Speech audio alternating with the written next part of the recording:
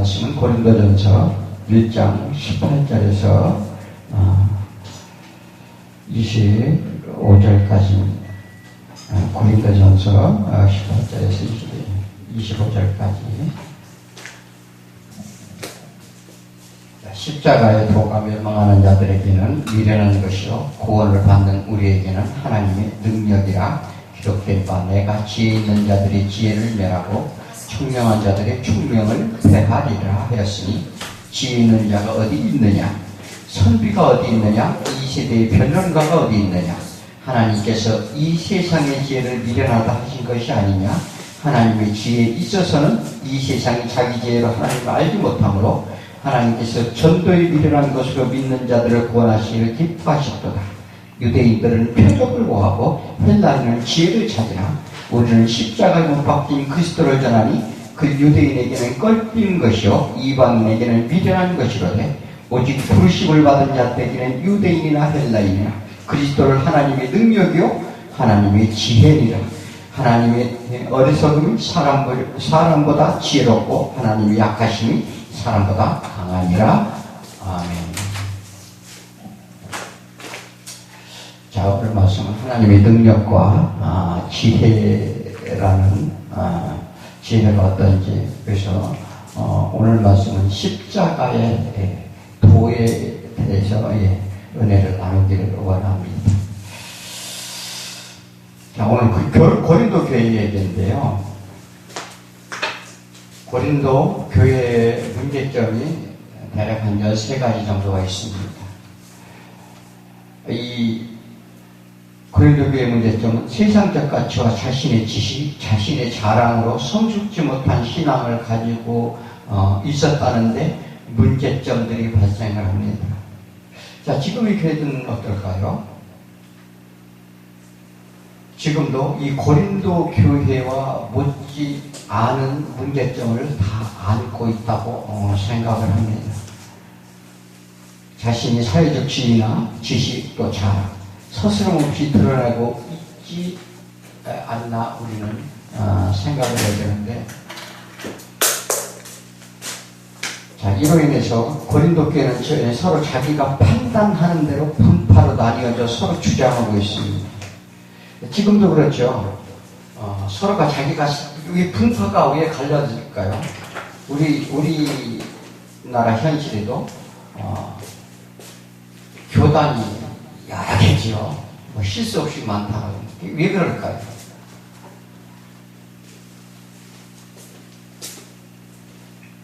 자, 고린도 교회의 첫째는 은사주의, 서로 경쟁하며 이 자신 우월주의, 자기 자랑의 도구로 이 전락을 하게 됩니다. 우리나라에서 수많은 사람들이 은사를 받았다고 활동을 예전에 많이 했죠. 그죠? 그런데 문제는 무엇일까요? 은사주의가 그냥 신사도주의를 낳았다는 사실이에요.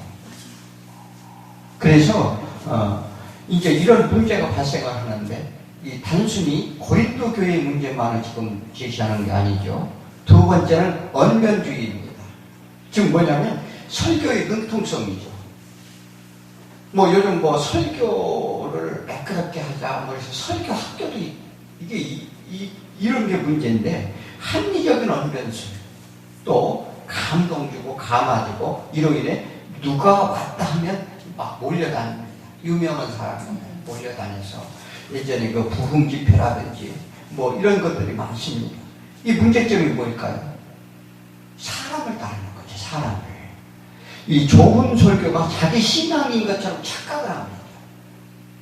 그래서 청중을 울리고 감동적인 설교로 청중들을 모이게 하는 것.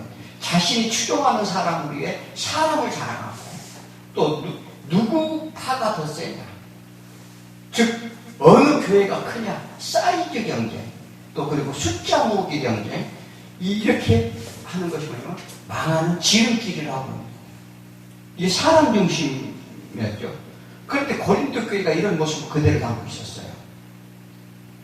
그렇다면 교회의 본질과 가치는 무엇일까요?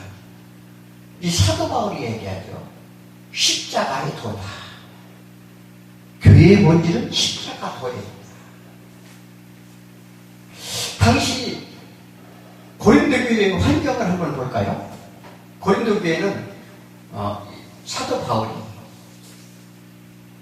갈라디아 교회에 있다가 이 갈라디아 교회에서 유대인들이 쫓아서 죽이고자 해서 아덴으로 갔어요. 아덴으로 갔는데 거기서 이 헬라 철학자들과 논쟁을 하다가 다시 거기서 쫓겨나서 어디로 오냐면 온 곳이 고린도입니다.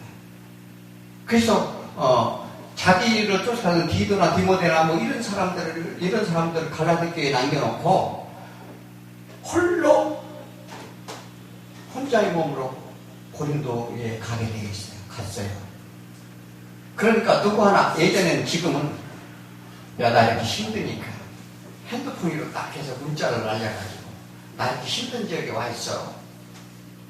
그러니까 좀 돈도 떨어지고 했으니까 저 통장으로 좀 보내줘 이렇게 하면 되는데 당신은 연락 두절이죠.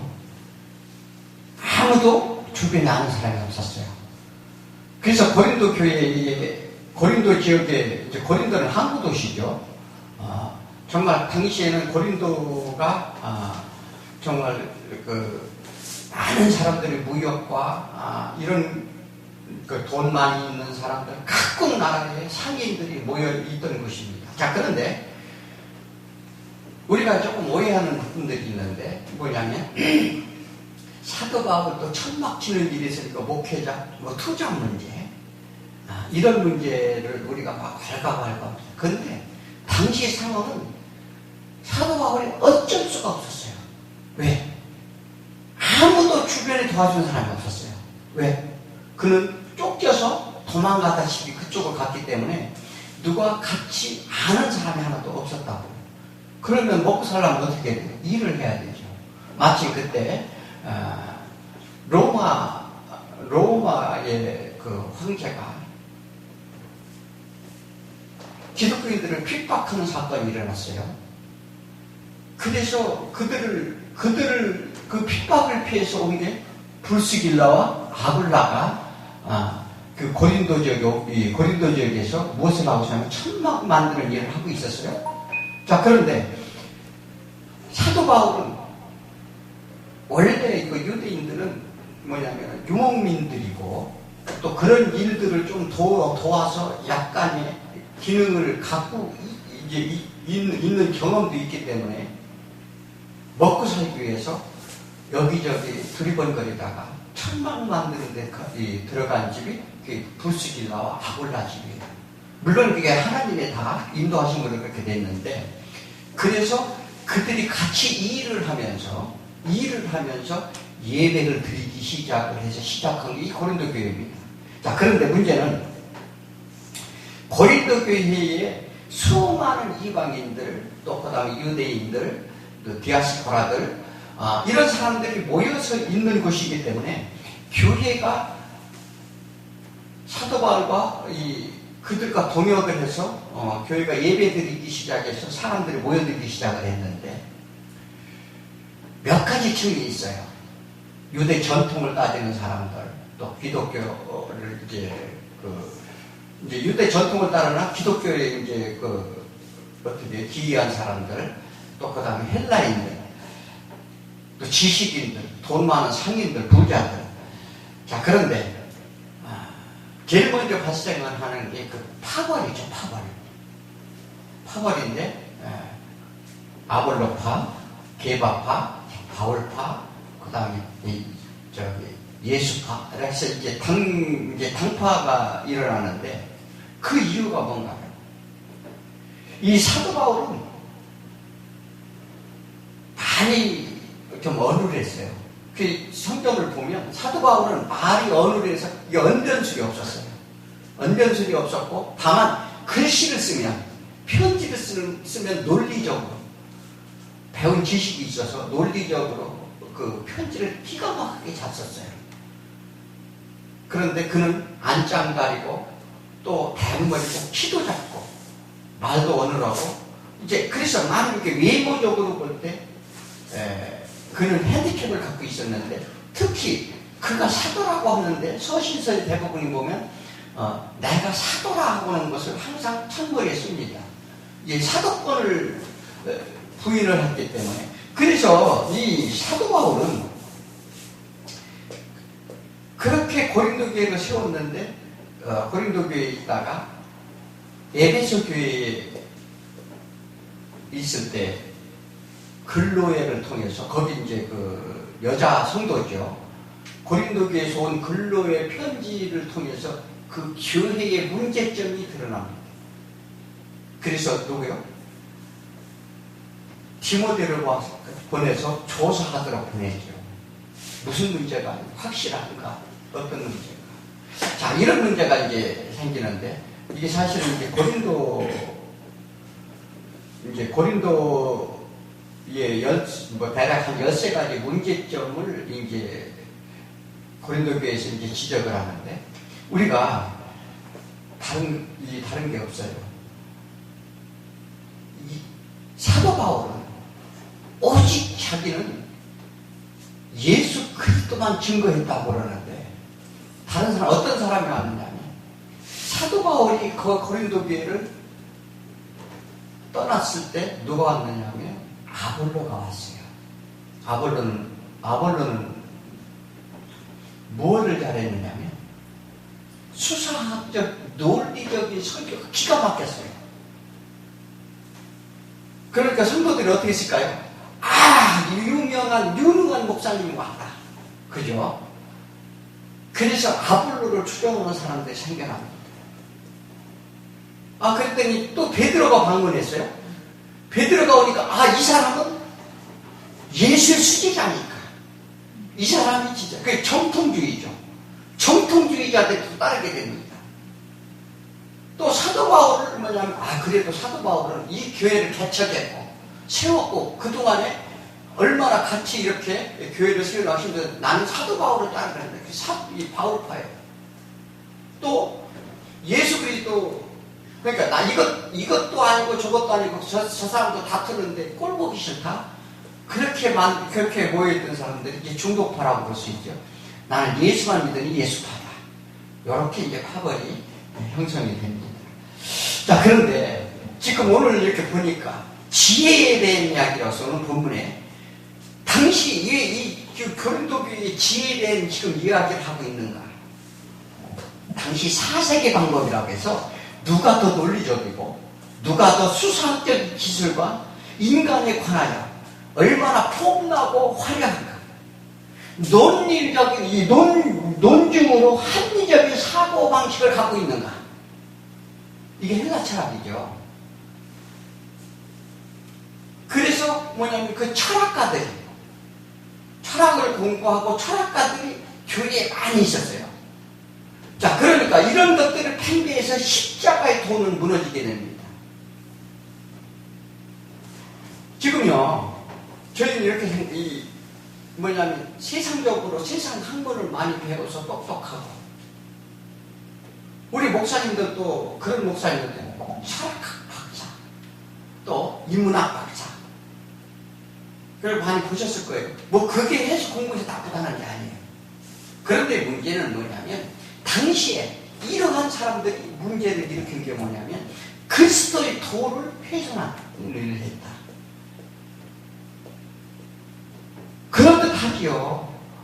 인간은 어떻고 일이 어떻고 이런 철학적인 사고방식이 우리에게 기감이 되는 건 사실입니다. 그런데 사람들이 복음보다는 달콤함으로 눈과 귀를 바로 막고 있었는데 지금이 현실이기도 합니다. 이런 맥락에서 사도 바울은 문제를 제시하는데, 첫째 세상이지. 사도 바울은 말이 어른을 했다고 그랬죠. 그런데 문제는 나는 말의 지혜로 하지 않으면 그리스도의 십자가가 헛되지 않게 하자. 내가 말로, 언변술로, 어떤 수사력으로 이게 너희에게 말로 하려고 재미있고 폼나게나 하지 못한 것은 내가 십자가를 헛되지 않게 하자. 우리 사실 요즘 이제 설교를 할 때 어떻게 하면 내가 설교를 잘할 수 있을까 고민도 되지요. 그렇잖아요. 자, 또 누구한테 말을 전하는데 좀 어떻게 좀 스마트하게 보내면 어떨까 하는 생각도 합니다. 자, 문제는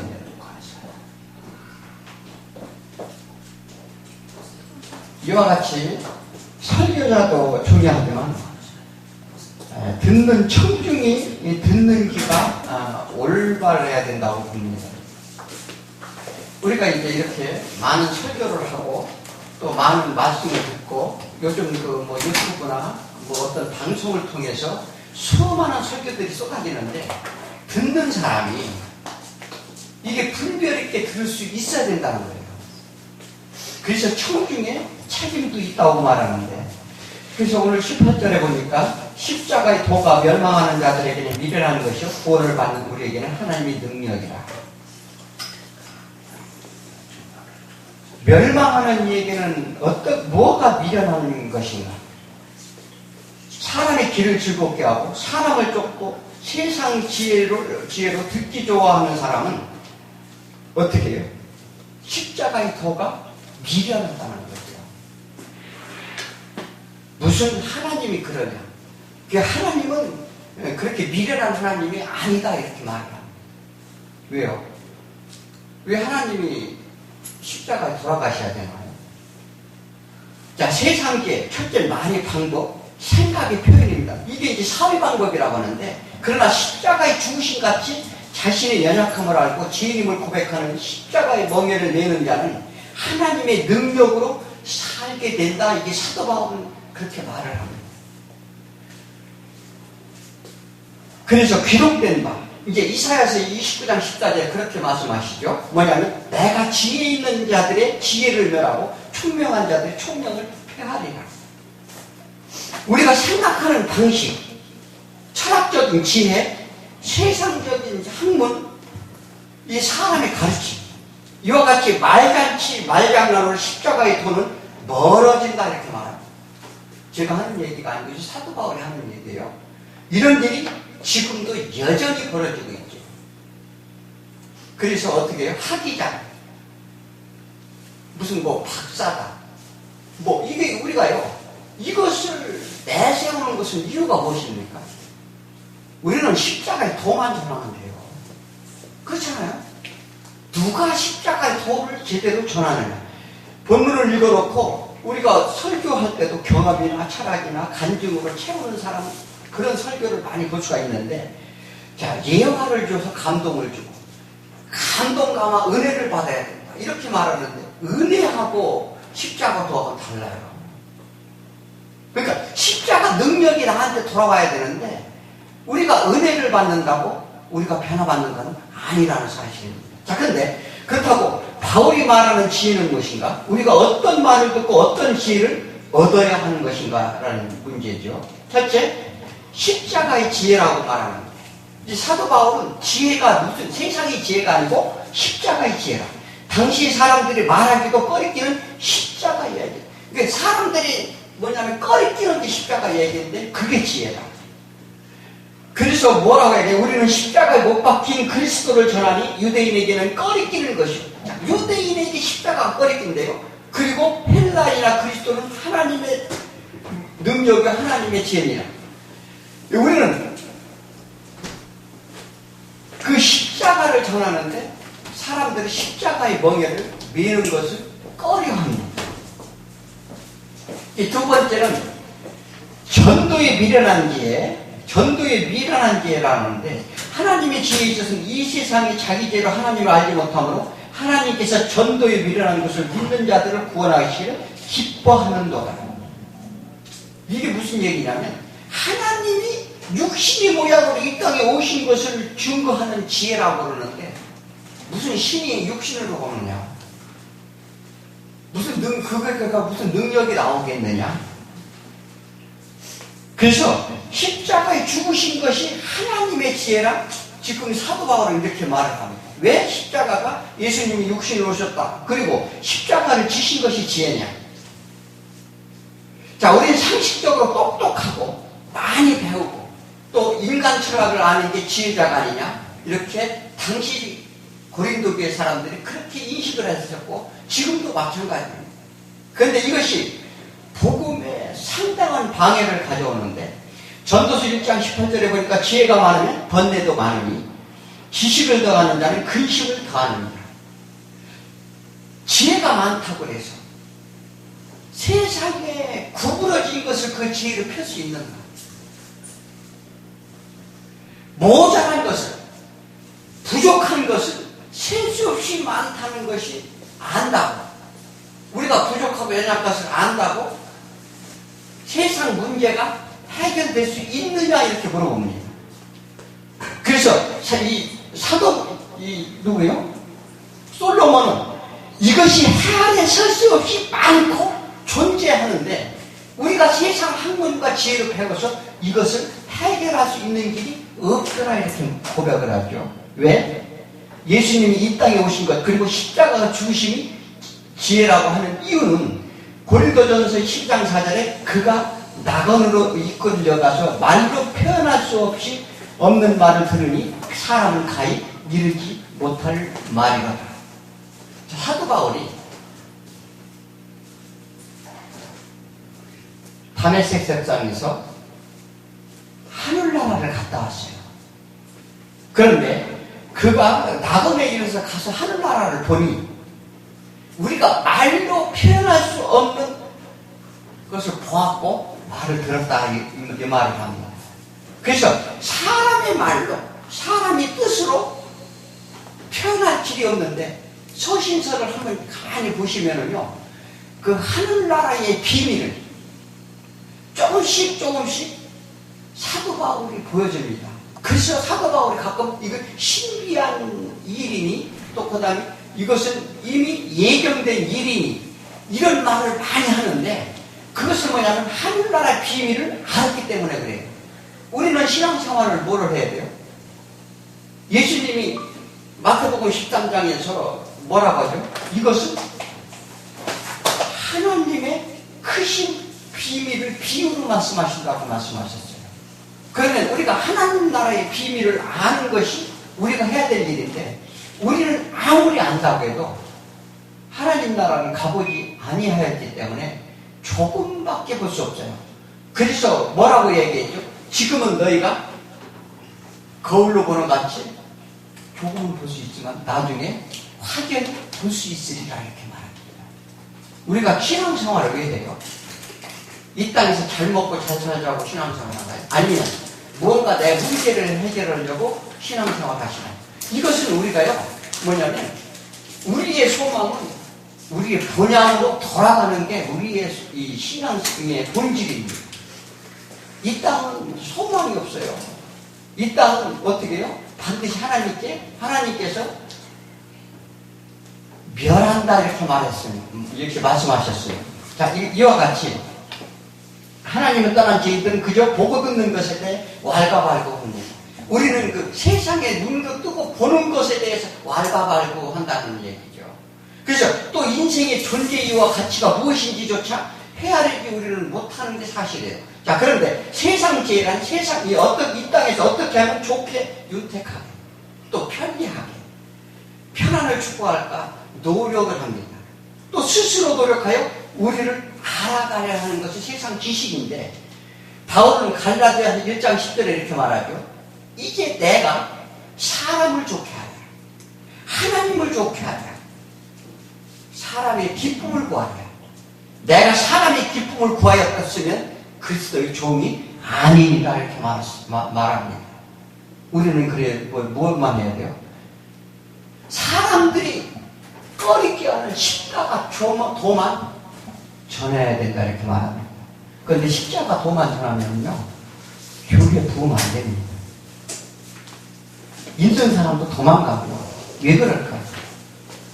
우리가 말씀을 들으면 내가 찔림을 받아야 고통을 받아야 되는데 우리는 고통받기 정말 싫어합니다. 말씀을 들으면 그 말씀에 대해서 내가 뭐 육신에 도려나니까 우리가 병을 고침을 받으려면 살을 도려내는 이런 듯한 그런 고통을 받아야 낫듯이 그래야 되는데 그거는 그 십자가는 지기 어렵다는 거죠.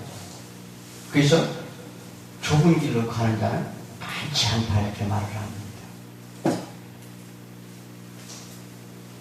예수 그리스도를 우리가 영접하고 그의 십자가를 통해야만 영생의 길을 갈 수 있는 것은 세상의 지혜나 총명함으로 갈 수 없기 때문에 그렇습니다. 그래서 그 하늘나라의 일을 우리 육신의 지혜로는 설명할 길이 없다, 이렇게 사도 바울은 말합니다. 우리가 세상에 어떤 것을 충족해서, 어떤 조건을 충족해서 이 하늘나라에 가는 것이 아니고, 십자가는 우리가 조건으로 주는 게 아니지. 당신이 꼭 너 십자가를 매야 돼, 이런 조건을 줘. 우리가 이제 착각할 수 있는 거죠. 왜냐하면 성경은 인류 역사를 하나님이 경영하시면서 너희가 방법이 없음을 알라는 걸 가르치는 거예요. 너희가 할 수 있는 방법이 없다. 그러니까 육체로 온 자는 하나님을 떠났기 때문에 하늘나라에 대해서는 우리가 소경입니다. 할 수가 없죠. 그런데 이를 이 영적으로 파산된 존재로 우리는 죽었다, 이렇게 하나님이 표현을 합니다. 바울은 하나님이 계획하신 그 구원의 계획이 지혜라, 이렇게 말씀을 하는데, 그래서 십자가는 어떻게 보면 우리가 어떻게 해야 될 조건처럼 보입니다. 내가 믿으면 구원을 받고 안 믿으면 지옥을 간다. 우리가 이렇게 인식하고 생각할 수 있어요. 그런데 우리가 어떻게 십자가를 우리가 믿는다는 것은 우리가 할 수 있는 것인가요? 그 믿음은 누구 것이라고 성경이 말씀하시나요? 그 믿음도 하나님이 주셔야 된다, 이렇게 말합니다. 자, 이 말은 죽은 자, 예를 들자면 이런 거죠. 하나님 우리를 다 죽었다고 하는데 죽은 자가 어떻게 뭘 요구할 수 있어요? 요구할 수 있는 게 없습니다. 어떤 사람이 지금 막 이 바닥에 죽어서 누워있어요. 죽은 사람한테 너 여기 와서 이것을 가져가면 살려줄게, 이렇게 말한다면 죽은 영이 어떻게, 죽은 사람이 와서 그걸 가져갈 수 있을까요? 절대 그리 할 수 없습니다. 우리가 착각하는 것은 내가 무엇을 열심히 해서 내가 예수 그리스도를 예를 들자면 이런 거죠. 우리가 하나님을 찾나요? 하나님이 우리를 찾나요? 이 똑같은 이야기죠. 하나님이 우리를 찾아오시기 때문에 우리를 하나님을 만날 수 있다는 사실입니다. 그래서 믿음 또한 하나님의 선물이다, 그렇게 말하죠. 그래서 로마서 8장 10절에 그리스도께서 너희 안에 계시면 몸은 죄로 말미암아 죽은 것이라 영은 의로 말미암아 살아있는 것이야. 영은 너희가 죽어있는데 하나님의 의로 말미암아 우리가 살아있다, 이렇게 말합니다. 예수는 예수의 영이 죽은 영을 삼킨 바 되었다, 이렇게 로마서에서 말하죠. 즉 예를 들어서 결국 예수의 영이 우리 안에 들어오셔야, 이는 하나님이 우리를 그렇게 살리려고 계획하시고 작정하신 것인데, 로마서 8장 30절에 또 미리 정하신 그들을 또한 부르시고, 미리 정하신 그들을 부르셨다는 거죠. 부르신 이들을 의롭다 하시고, 의롭다 하신 그들 또한 영화롭게 하셨느니라. 철저히 하나님이 하시는 거죠. 그래서 우리는 해야 될 일이 뭐예요? 철저히 하나님만 의지하는 것인데, 하나님께서 이미 은혜를 베푸신 자를 정하시고 그들에게 믿음을 주시는데, 그 믿음의 행위가 우리가 한 것처럼 하나님이 말씀하시다. 그 행위를 우리가 한 것처럼. 자, 그렇게 말씀하시는데, 에베소서 2장 8절에 너희는 그 은혜에 의하여 믿음으로 말미암아 구원을 받았습니다. 그러니까 하나님의 은혜를 입어서 그 믿음으로 말미암아 구원을 받았으니 이것은 너희에게 난 것이 아니요 하나님의 선물이라. 너희 행위에서 난 것이 아니면 누구든지 자랑하지 못하게 하려 합니다. 우리가 육체로 뭐 열심히 뭐를 해가지고 하나님을 만나자 뭐 어떻게 해서 하는 것이 아니라 하나님의 철저한 은혜라고 말하는데, 이걸 우리는 이 사실을 인정하지 않고 잊어버린다는 겁니다. 우리는 이게 착각을 많이 하죠. 그래서 이 일은 십자가로부터 오는 것인데, 그리고 십자가로 완성한다, 이렇게 말씀을 하십니다. 그래서 사도 바울은 것이 십자가의 지혜다. 십자가 지혜가 아니면 너희가 하나님께 올 수도 없고, 너희가 구원을 받을 수도 없고, 너희가 아무에게도 너희가 아무리 이 세상이 의롭고 인생 철학 그 지혜로 살아. 이 고린도교의 문제점이 뭐예요? 철학자들이 문제에 있었어. 철학자들. 그러니까 지혜 있는 자들이 지혜 있다 나서고, 아볼로 같이 정말 그 설교가 능통한 설교를 하고 수사학적인 설교, 논리적이고 합리적이고 정말 누가 봐도 어떻게 해요? 뿅 갈 만큼 기가 막힌 설교를 한 아볼로.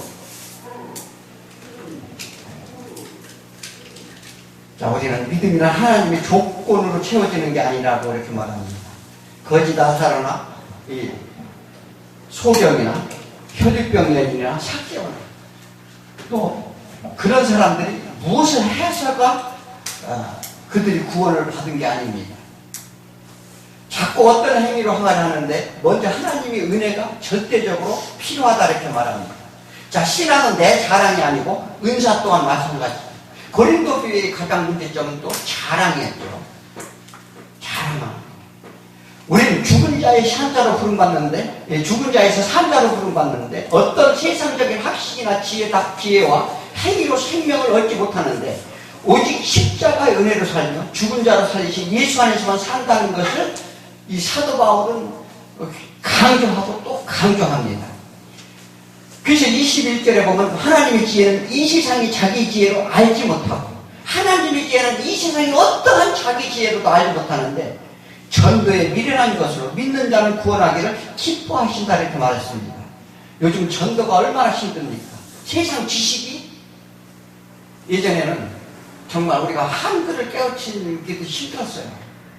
그때는요 정말 그 지식이 없어도 하나님 앞에 엎드려 얼마나 기도하고 정말 이렇게 말씀에 순종하고 얼마나 그랬어요. 그런데 지금 사람들 지식이 들어오지 어떻게 해요? 믿는 사람이 많을까요? 절대 그렇지 않습니다. 당시 고린도 교회도 그랬어요. 세상 지식이 많을수록 번뇌도 많고 자기 생각으로 빠지죠. 그래서 이 하나님께서는 전도에 미련한 것으로 그것이 하나님의 지혜다 이렇게 말하는데 그것을 왜 우리에게 전하도록 하실까? 그냥 하나님이 하시면 되지. 자, 우리를 앞장서오는 것은 우리에게 복음을 맡김으로써 은혜를 입도록 하는 거죠. 그러니까 전도에 미련한 것을 전하는 자에게 은혜를 주고자 한다. 그러면서 주님의 일을 하는 사람, 어떻게 하면 내가 이 부흥을 알까? 어떻게 하면 자기 지혜로 하나님을 알까? 이런 것이 아니라 내가 전도를 하면은, 그래서 이 미련하다는 게 뭘까요? 요걸 보니까 무스테리온이라고 그러는데 비밀, 신비, 입을 다물다 이 뜻이에요. 그 전도를 하면 전도를 보낼 때 어떻게 했죠? 너는 가기만 해라.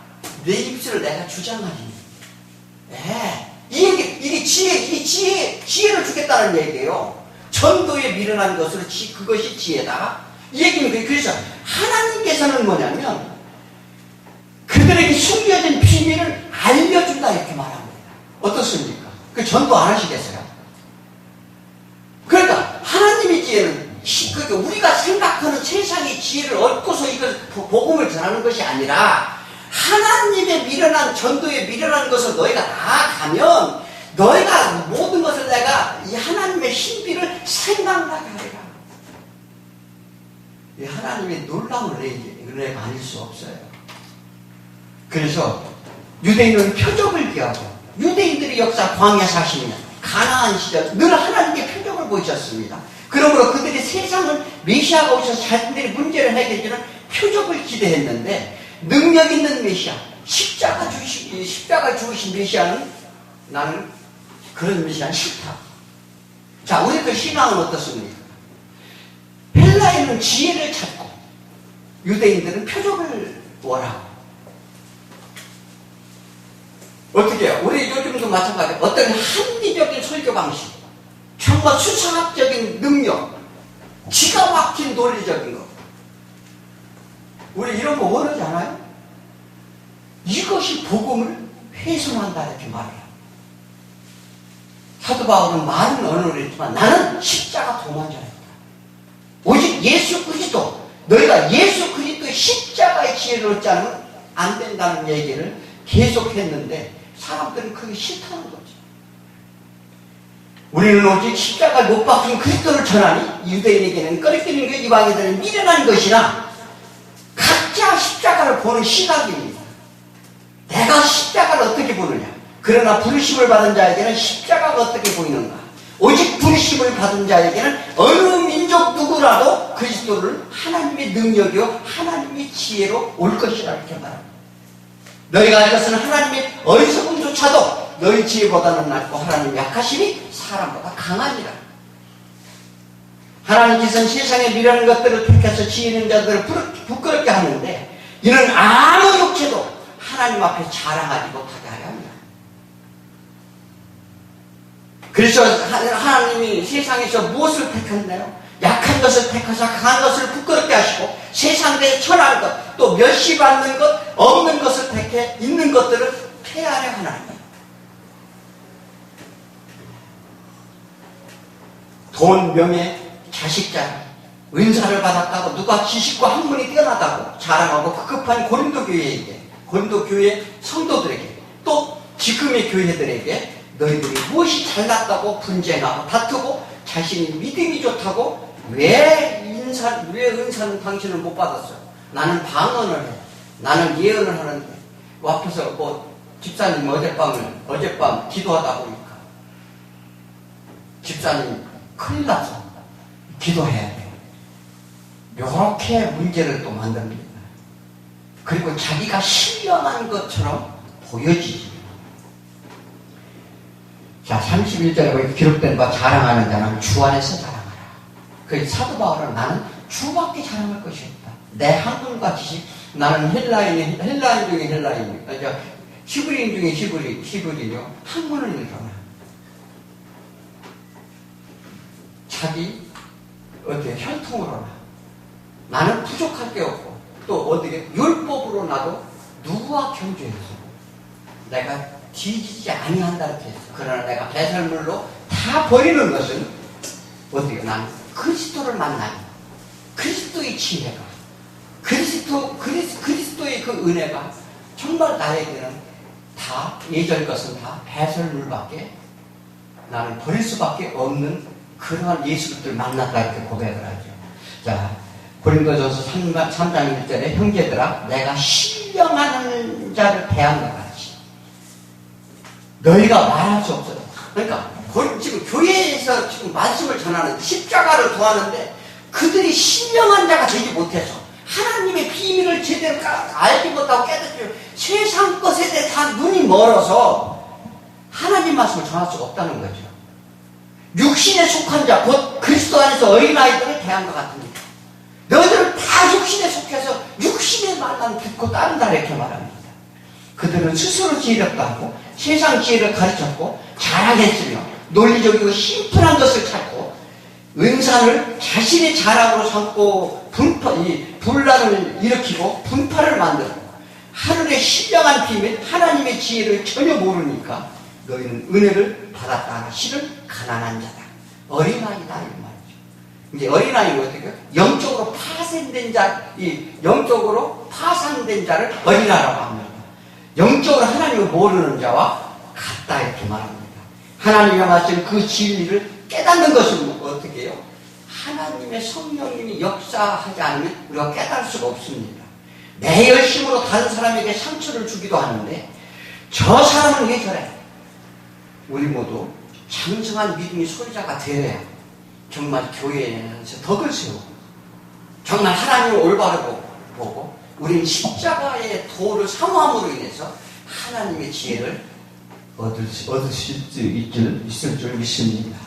자, 우리가 해야 될 일은 이 일이고 하나님의 놀라운 은혜가 함께 하시기를 축원합니다.